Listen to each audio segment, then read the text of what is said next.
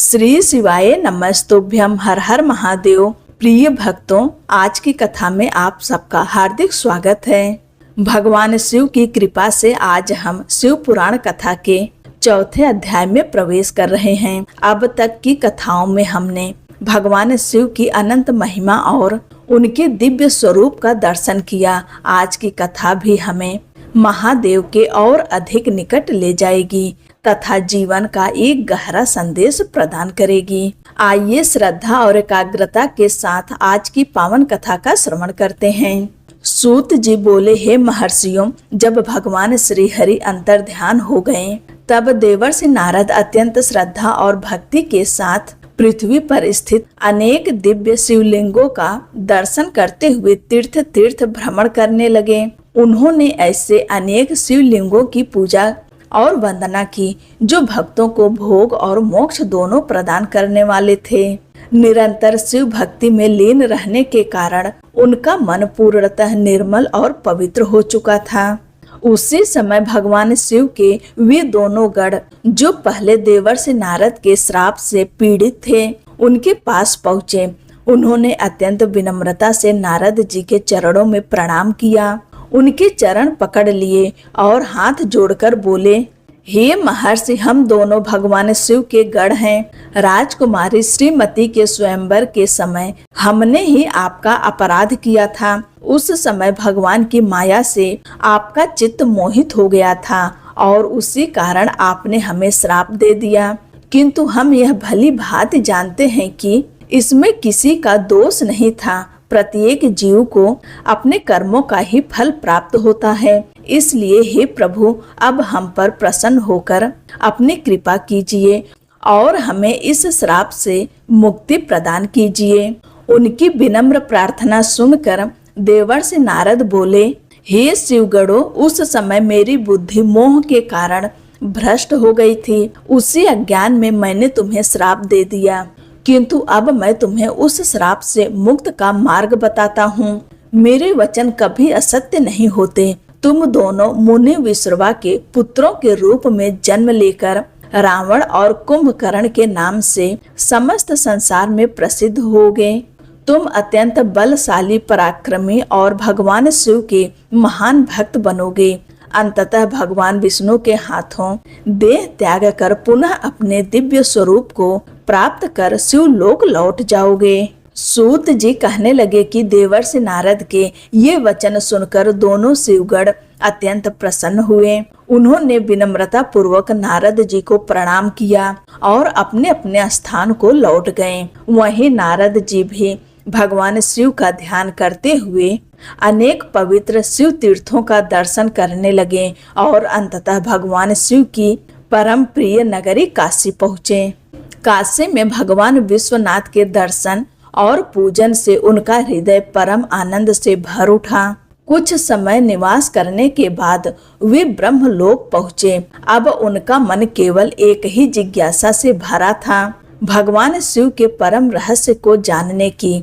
उन्होंने ब्रह्मा जी को साष्टांग प्रणाम किया और विनम्रता से कहा, हे पितामह, आपकी कृपा से मैंने भगवान विष्णु की महिमा, भक्ति, ज्ञान, तप, दान और तीर्थों का महत्व जाना, किंतु अभी तक मैं शिव तत्व के वास्तविक स्वरूप को नहीं समझ पाया हूँ। कृपा करके मुझे भगवान शिव के प्राकट्य, उनके दिव्य स्वरूप, माता पार्वती से उनके विवाह, गृहस्थ जीवन, पूजा विधि तथा भगवान कार्तिकेय के जन्म की पवित्र कथा विस्तार से सुनाइए। नारद जी की लोक कल्याणकारी जिज्ञासा सुनकर ब्रह्मा जी अत्यंत प्रसन्न हुए और बोले, हे नारद, तुमने समस्त प्राणियों के कल्याण के लिए अत्यंत उत्तम प्रश्न किया है। शिव तत्व का श्रवण ही मनुष्य के समस्त पापों का नाश कर देता है। अब मैं तुम्हें उस अद्भुत और दिव्य रहस्य का वर्णन करता हूँ। ब्रह्मा जी बोले, जब संपूर्ण सृष्टि का प्रलय हो चुका था तब चारों ओर केवल घोर अंधकार ही अंधकार था। न सूर्य था, न चंद्रमा, न ग्रह, न नक्षत्र, न दिन था, न रात। पृथ्वी, जल, अग्नि और वायु, किसी का भी अस्तित्व नहीं था। उस समय केवल एक ही सनातन निराकार, अनादि और अनंत पर ब्रह्म विद्यमान था, जिसे योगी अपने हृदय में अनुभव करते हैं। कुछ समय बाद उसी पर ब्रह्म में सृष्टि की इच्छा जागृत हुई। अपने दिव्य लीला से उन्होंने एक साकार, दिव्य और मंगलमय स्वरूप धारण किया। वही परम स्वरूप भगवान सदाशिव कहलाए। इसके पश्चात भगवान सदाशिव ने अपने ही श्री अंग से अपनी आदि शक्ति को प्रकट किया। वही शक्ति आगे चलकर अंबिका, आदि शक्ति, प्रकृति, महामाया और त्रिदेवों की जननी के नाम से विख्यात हुई। देवी का स्वरूप असंख्य चंद्रमाओं के समान तेजस्वी था। वे दिव्य आभूषणों और अस्त्र शस्त्रों से विभूषित थीं तथा संपूर्ण सृष्टि की मूल शक्ति थीं।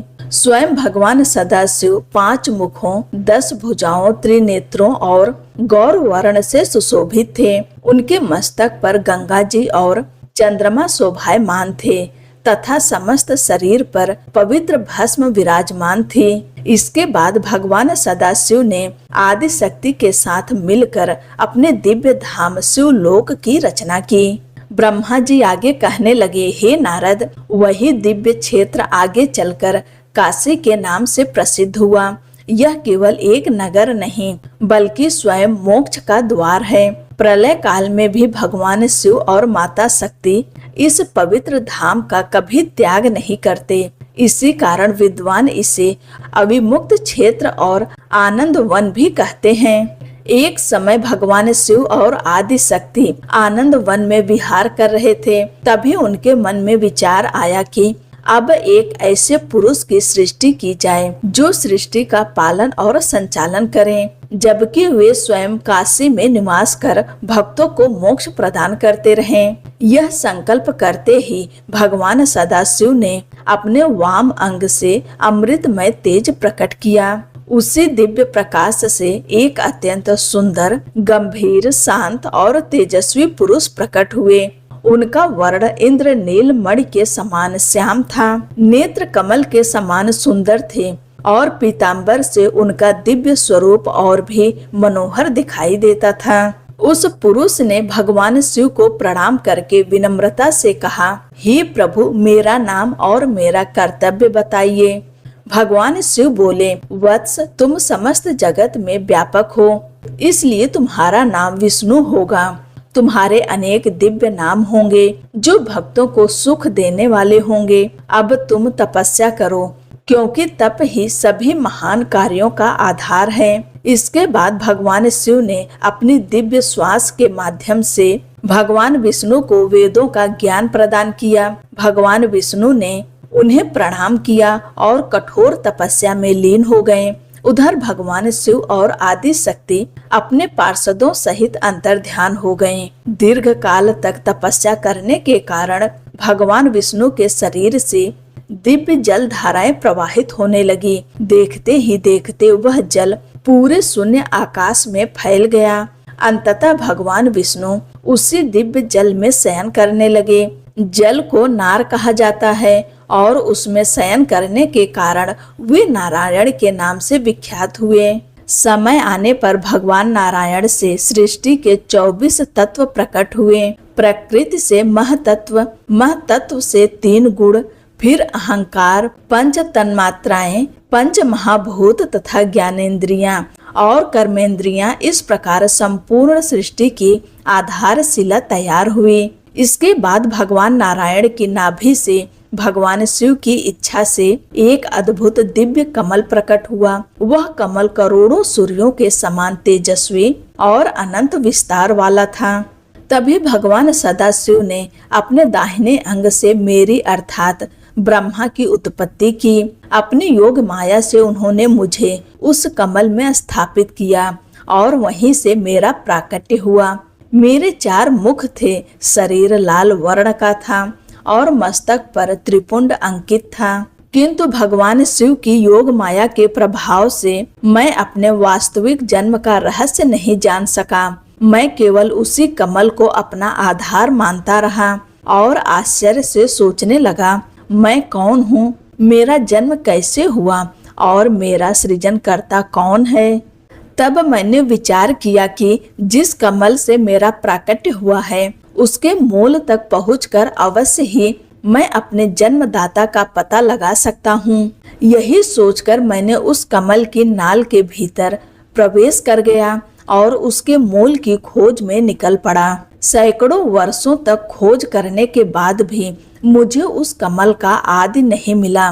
निराश होकर मैं वापस लौट आया, किंतु मेरा संशय और भी बढ़ चुका था। उसी समय भगवान शिव की प्रेरणा से आकाशवाणी हुई, तप करो। उस दिव्य आदेश को सुनकर मैंने 12 वर्षों तक कठोर तपस्या की। मेरी तपस्या से प्रसन्न होकर अचानक मेरे सामने 4 भुजाओं वाले शंख, चक्र, गदा और पद्य धारण किए हुए भगवान विष्णु प्रकट हुए। उनका श्यामल, तेजस्वी और अत्यंत मनोहर स्वरूप देखकर मैं आश्चर्यचकित रह गया। इसके बाद भगवान विष्णु और मेरे बीच परिचय हुआ, किंतु भगवान शिव की अद्भुत लीला से हमारे बीच यह प्रश्न उठ खड़ा हुआ कि हम दोनों में श्रेष्ठ कौन है। उसी क्षण हमारे बीच एक अनंत, दिव्य और अग्नि के समान प्रकाशमान ज्योतिर्लिंग प्रकट हुआ। उसका न आदि दिखाई देता था और न अंत। उस रहस्य को जानने के लिए मैंने उसकी ऊपरी छोर की खोज करने का निश्चय किया और भगवान विष्णु उसके मूल की खोज में नीचे की ओर चले गए। हम दोनों ने अनगिनत प्रयास किए, परंतु उस दिव्य ज्योति का न आरंभ मिला और न अंत। अंततः हम दोनों समझ गए कि यह कोई साधारण प्रकाश नहीं है, बल्कि स्वयं परम सत्य का स्वरूप है। तब हमने अहंकार त्याग कर उस अनंत ज्योतिर्लिंग को बार बार प्रणाम करना प्रारंभ किया और विनम्रता से प्रार्थना की, हे प्रभु, हम आपके वास्तविक स्वरूप को नहीं जानते। आप जो भी हैं, आपको हमारा बारंबार प्रणाम है। कृपा करके हमें अपने दिव्य स्वरूप का दर्शन कराइए। ऐसा करते करते 100 वर्षों का समय बीत गया। हमारी अटूट भक्ति और विनम्रता से प्रसन्न होकर भगवान शिव ने हमें अपने दिव्य महिमा का अनुभव कराना प्रारंभ किया। तभी उस अनंत ज्योतिर्लिंग से अत्यंत पवित्र ओम का दिव्य नाद गूंज उठा।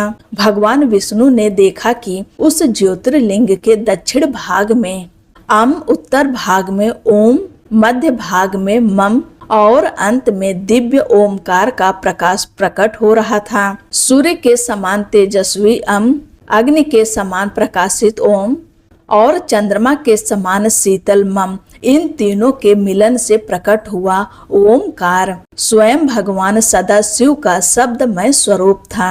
भगवान विष्णु उस दिव्य रहस्य को निहारते हुए मन ही मन विचार करने लगे कि यह अनंत ज्योति वास्तव में कौन है। तभी उन्होंने अपने मन को एकाग्र कर विश्वात्मा भगवान शिव का ध्यान किया।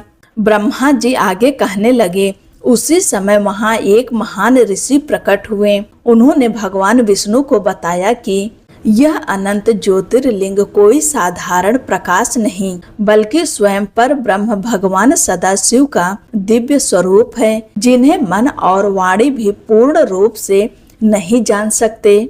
उसी परम ज्योति से सृष्टि के बीज का प्राकट्य हुआ। कालांतर में वह दिव्य बीज एक स्वर्णमय ब्रह्मांड रूपी अंड में परिवर्तित हो गया। हजारों वर्षों तक वह ब्रह्मांडीय अंड दिव्य जल में स्थित रहा। फिर भगवान महेश्वर की इच्छा से वह 2 भागों में विभाजित हुआ। उसका ऊपरी भाग स्वर्ग लोक बना और निचला भाग पृथ्वी सहित समस्त लोकों का आधार बना। इसी प्रकार सृष्टि के विस्तार का आरंभ हुआ। यह अद्भुत रहस्य जानकर भगवान विष्णु ने अत्यंत श्रद्धा से भगवान महेश्वर की स्तुति की। तभी मैं और भगवान विष्णु एक और भी दिव्य स्वरूप का दर्शन करने लगे। हमारे सामने भगवान सदाशिव अपने वास्तविक रूप में प्रकट हुए। उनके 5 मुख थे। प्रत्येक मुख में 3-3 नेत्र शोभायमान थे। जटाओं में पावन गंगा जी और मस्तक पर अर्धचंद्र विराजमान था। उनका गौर वर्ण कपूर के समान उज्जवल था। समस्त शरीर पर पवित्र भस्म सुशोभित थी। कंठ पर नील चिन्ह शोभा दे रहे थे और 10 भुजाओं में दिव्य आयुध सुशोभित थे। उनके साथ भगवती उमा भी दिव्य तेज से आलोकित हो रही थीं। उस अनुपम दर्शन से मैं और भगवान विष्णु कृतार्थ हो गए। हमने हाथ जोड़कर बार बार भगवान शिव की स्तुति की। भगवान महादेव हमारी भक्ति से अत्यंत प्रसन्न हुए। उन्होंने भगवान विष्णु को वेदों का ज्ञान और परम गुह्य तत्व का उपदेश दिया। तत्पश्चात वही दिव्य ज्ञान मुझे भी प्रदान किया। उस अमूल्य ज्ञान को प्राप्त कर हम दोनों पुनः भगवान शिव को प्रणाम किया और उनसे प्रार्थना की कि वे हमें अपनी पूजा की विधि तथा धर्म का उपदेश प्रदान करें। तब भगवान सदाशिव बोले, हे ब्रह्मा और विष्णु, मैं तुम दोनों की भक्ति से अत्यंत प्रसन्न हूँ। जिस स्वरूप में तुम आज मेरा दर्शन कर रहे हो, उसी स्वरूप का श्रद्धा पूर्वक ध्यान और पूजन करना। तुम दोनों मेरी ही शक्ति से प्रकट हुए हो। ब्रह्मा, तुम मेरे दाहिने अंग से उत्पन्न हुए हो और विष्णु, तुम मेरे वाम अंग से प्रकट हुए हो। इसके बाद भगवान शिव ने ब्रह्मा जी को सृष्टि की रचना का कार्य और भगवान विष्णु को संपूर्ण चराचर जगत के पालन का दायित्व सौंप दिया। साथ ही उन्होंने अपनी पूजा की वह दिव्य विधि भी बताई, जिसके अनुसार आराधना करने वाला भक्त सभी शुभ फलों का अधिकारी बनता है। यह सुनकर मैं और भगवान विष्णु विनम्र होकर बोले, हे प्रभु, यदि आप हम पर प्रसन्न हैं तो हमें किसी सांसारिक वरदान की आवश्यकता नहीं। हमारी केवल एक ही प्रार्थना है कि आपके श्री चरणों में हमारी अटल, निष्काम और अनन्य भक्ति सदा बनी रहे। भगवान शिव हमारी इस प्रार्थना से अत्यंत प्रसन्न हुए और बोले, मैं ही सृष्टि का सृजन, पालन और संहार करता हूँ। मैं सगुण भी हूँ और निर्गुण भी। मैं ही सच्चिदानंद स्वरूप पर ब्रह्म हूँ। कार्यों के भेद से मैं ब्रह्मा, विष्णु और रुद्र इन तीन रूपों में प्रकट होता हूँ, किंतु वास्तव में मैं एक ही अविनाशी परम तत्व हूँ। हे विष्णु, तुम दोनों ने जो श्रद्धा पूर्वक मेरी स्तुति की है, उससे मैं अत्यंत प्रसन्न हूँ। मैं भक्त वत्सल हूँ और अपने सच्चे भक्तों की प्रत्येक शुभ कामना अवश्य पूर्ण करता हूँ। भगवान सदाशिव आगे बोले, हे ब्रह्मा, समय आने पर मेरे ही अंश से रुद्र का प्राकट्य होगा। वे मुझसे भिन्न नहीं होंगे। जैसे अग्नि और उसकी ज्वाला में कोई अंतर नहीं होता, वैसे ही शिव और रुद्र भी एक ही परम तत्व के दो स्वरूप हैं। इसलिए जो शिव और रुद्र में भेद रखता है, वह सत्य से दूर हो जाता है। वास्तव में समस्त जगत मेरा ही स्वरूप है। ब्रह्मा, विष्णु और रुद्र ये तीनों मेरे ही कार्य रूप प्रकट स्वरूप हैं। मैं ही सनातन, सच्चिदानंद, अनंत और गुणातीत पर ब्रह्म हूँ। इसके बाद भगवान शिव ने सृष्टि के दिव्य विधान का वर्णन करते हुए कहा, हे ब्रह्मा, तुम सृष्टि की रचना करो। हे विष्णु, तुम समस्त चराचर जगत का पालन करो और मेरे अंश से प्रकट होने वाले रुद्र समय आने पर सृष्टि का संहार करेंगे। फिर उन्होंने आदि शक्ति के तीन दिव्य स्वरूपों का वर्णन किया। वाग देवी सरस्वती ब्रह्मा जी की शक्ति बनकर सृष्टि में ज्ञान का प्रकाश फैलाएंगी। महालक्ष्मी भगवान विष्णु के साथ रहकर पालन और समृद्धि का कार्य करेंगी और महाकाली रुद्र के साथ संहार की दिव्य लीला में सहयोग देंगी। भगवान शिव ने भगवान विष्णु से कहा, हे विष्णु, संसार में जब जब धर्म पर संकट आए, तब तुम विभिन्न अवतार धारण करके धर्म की रक्षा करना। प्रत्येक कठिन समय में मैं स्वयं तुम्हारी सहायता करूंगा। इसके बाद महादेव ने एक अत्यंत गूढ़ रहस्य प्रकट किया। मेरे हृदय में विष्णु हैं और विष्णु के हृदय में मैं हूँ। जो हम दोनों में कोई भेद नहीं मानता, वही मुझे सबसे अधिक प्रिय है। जो शिव की निंदा करता है, वह विष्णु का भी प्रिय नहीं हो सकता, और जो विष्णु का अपमान करता है, वह मेरी कृपा से भी वंचित रह जाता है। भगवान शिव ने आगे कहा, जो तुम्हारी शरण में आता है, वह वास्तव में मेरी ही शरण में आता है। इसलिए हे विष्णु, संसार के प्राणियों को भोग और मोक्ष दोनों प्रदान करते हुए उनका कल्याण करो।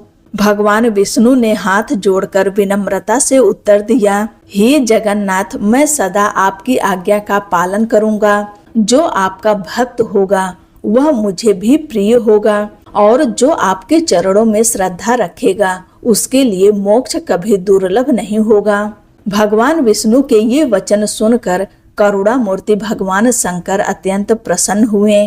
उन्होंने ब्रह्मा और विष्णु दोनों को अनेक दिव्य वरदान दिए, धर्म का उपदेश किया और अंत में कृपा दृष्टि डालते हुए माता उमा सहित अंतर ध्यान हो गए। ब्रह्मा जी बोले, उसी क्षण से संसार में शिवलिंग की पूजा का प्रारंभ हुआ। शिवलिंग स्वयं भगवान महेश्वर का प्रतीक है और उसकी वेदी माता आदि शक्ति का स्वरूप है। जो श्रद्धा से शिवलिंग का पूजन करता है उसे भोग और मोक्ष दोनों की प्राप्ति होती है। उसके पुण्य का वर्णन करना भी मेरे लिए संभव नहीं है। इसके बाद भगवान शिव की आज्ञा का स्मरण करते हुए मैंने सृष्टि की रचना का संकल्प लिया और भगवान विष्णु भी मुझे आवश्यक उपदेश देकर भगवान विष्णु बैकुंठ धाम को प्रस्थान कर गए। उनके जाने के बाद मैंने भगवान शिव और भगवान विष्णु का स्मरण करते हुए सृष्टि रचने का संकल्प लिया।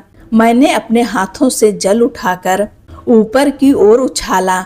उसी से 24 तत्वों से युक्त एक विराट ब्रह्मांडी अंड प्रकट हुआ, किंतु वह अंड पूर्णतः जड़ था, उसमें जीवन का कोई संचार नहीं था। यह देखकर मैं चिंतित हो गया और भगवान विष्णु का ध्यान करते हुए 12 वर्षों तक कठोर तपस्या की। मेरी तपस्या से प्रसन्न होकर स्वयं भगवान विष्णु प्रकट हुए और बोले, हे ब्रह्मा, मैं तुम पर प्रसन्न हूँ, वर मांगो। भगवान शिव की कृपा से मेरे लिए कुछ भी असंभव नहीं है। तब मैंने विनम्रता से कहा, हे प्रभु, यह विराट ब्रह्मांडीय अंड चेतना से रहित है, कृपा करके इसमें जीवन का संचार कीजिए ताकि सृष्टि का कार्य प्रारंभ हो सके। भगवान विष्णु ने भगवान शिव की आज्ञा का पालन करते हुए अपने विराट स्वरूप को धारण किया और उस ब्रह्मांडी अंड में प्रवेश कर गए। उनके प्रवेश करते ही वह निर्जीव अंड चेतन हो उठा और संपूर्ण ब्रह्मांड में जीवन का संचार हो गया। उसी विराट स्वरूप के कारण भगवान विष्णु विराट पुरुष और वैराज पुरुष के नाम से विख्यात हुए। ब्रह्मा जी आगे बोले, भगवान सदाशिव ने अपने दिव्य निवास के लिए कैलाश धाम की रचना की, जबकि भगवान विष्णु बैकुंठ धाम में विराजमान हुए। प्रलय के समय भी ये दोनों दिव्य धाम कभी नष्ट नहीं होते। इसके बाद भगवान शिव की आज्ञा से मेरे भीतर सृष्टि रचने की प्रेरणा जागृत हुई। प्रारंभ में मुझसे अज्ञानवश तमोगुण प्रधान सृष्टि उत्पन्न हुई, जिसे अविद्या सर्ग कहा जाता है, परंतु वह सृष्टि पूर्ण नहीं थी। फिर मैंने पुनः भगवान शिव का ध्यान किया। उनकी कृपा से क्रमशः वृक्षों और वनस्पतियों का मुख्य सृष्टि, पशु पक्षियों की तिर्यक सृष्टि, देवताओं की देव सृष्टि तथा अंत में मनुष्यों की मनुष्य सृष्टि का विस्तार हुआ। मनुष्य ही वह प्राणी है जिसे धर्म, कर्म, ज्ञान और मोक्ष प्राप्त करने का सर्वोत्तम अधिकार मिला। इसके अतिरिक्त प्रकृति से भी अनेक सूक्ष्म सृष्टियां प्रकट हुईं, जिनमें संपूर्ण ब्रह्मांड की रचना पूर्ण हुई। ब्रह्मा जी आगे कहने लगे, मेरे मानस पुत्र सनक, सनंदन, सनातन और सनत कुमार महान वैराग्यवान, ज्ञानी और भगवान शिव के परम भक्त थे। उनका मन सदा शिव चिंतन में ही लीन रहता था। जब मैंने उन्हें सृष्टि की रचना का कार्य का आदेश दिया, तब उन्होंने विनम्रता पूर्वक उसे स्वीकार नहीं किया, क्योंकि उनका लक्ष्य केवल परमात्मा की प्राप्ति था। उनका उत्तर सुनकर मेरे भीतर क्रोध उत्पन्न हुआ और कुछ समय के लिए मैं मोह से आच्छादित हो गया। उसी क्षण मैंने भगवान विष्णु का स्मरण किया। वे तत्काल प्रकट हुए और बोले, हे ब्रह्मा, यदि तुम सृष्टि का कार्य सफलता पूर्वक करना चाहते हो तो पहले भगवान शिव की आराधना करो। उनकी कृपा से ही तुम्हारा कार्य सिद्ध होगा। भगवान विष्णु के वचन सुनकर मैंने अत्यंत कठोर तपस्या आरंभ की। मेरी तपस्या से प्रसन्न होकर मेरी भ्रुकुटी के मध्य से स्वयं भगवान शिव अर्धनारीश्वर स्वरूप में प्रकट हुए। उनका नील लोहित दिव्य स्वरूप अद्भुत तेज से प्रकाशित हो रहा था। उन्हें सामने देखकर मैंने श्रद्धा पूर्वक प्रणाम किया और उनकी स्तुति की। फिर मैंने विनती की, हे देवाधिदेव, कृपा करके विविध प्रकार के जीवों की सृष्टि कीजिए। मेरी प्रार्थना सुनकर भगवान महादेव ने अपने समान अनेक दिव्य रुद्र गणों की उत्पत्ति कर दी। तब मैंने पुनः निवेदन किया, हे प्रभु, ऐसे प्राणियों की भी सृष्टि कीजिए जो जन्म और मृत्यु के चक्र में रहकर इस संसार का विस्तार करें। भगवान शिव मंद मंद मुस्कुराए और बोले, हे ब्रह्मा, मैं ऐसे जीवों की सृष्टि नहीं करूंगा जो कर्मों के बंधन में बंध कर दुख के सागर में डूबे रहें। मेरा कार्य तो ऐसे जीवों का उद्धार करना है। मैं गुरु रूप धारण करके उन्हें ज्ञान दूंगा और संसार सागर से पार पहुंचाऊंगा। जन्म मृत्यु से बंधे प्राणियों की सृष्टि का कार्य तुम ही करो। मेरी कृपा से माया तुम्हें कभी बांध नहीं सकेगी। इतना कहकर भगवान नील लोहित महादेव अपने दिव्य गणों सहित अंतर ध्यान हो गए। उनकी आज्ञा को हृदय में धारण कर मैंने आगे सृष्टि के विस्तार का कार्य प्रारंभ किया। यहीं शिव महापुराण के इस अध्याय का पावन प्रसंग पूर्ण होता है। अब आइए श्रद्धा पूर्वक भगवान भोलेनाथ से क्षमा प्रार्थना करें। हे देवाधिदेव महादेव, यदि इस कथा के श्रवण, वाचन या स्मरण के दौरान हमारे मन, वचन या कर्म से कोई त्रुटि हुई हो तो कृपया हमें क्षमा करें। हमारी बुद्धि सीमित है पर आपकी महिमा अनंत है। यदि हम आपकी दिव्य लीलाओं का पूर्ण वर्णन न कर सके हो तो उससे हमारी अल्प समझ मानकर हमें क्षमा करें। यदि आपको आज की यह कथा पसंद आई हो तो वीडियो को लाइक करें, अपने परिवार और मित्रों के साथ साझा करें और कमेंट में अवश्य लिखें ओम नमः शिवाय। अगले अध्याय में शिव महापुराण की एक और अद्भुत एवं दिव्य कथा के साथ पुनः मिलेंगे। तब तक के लिए हर हर महादेव।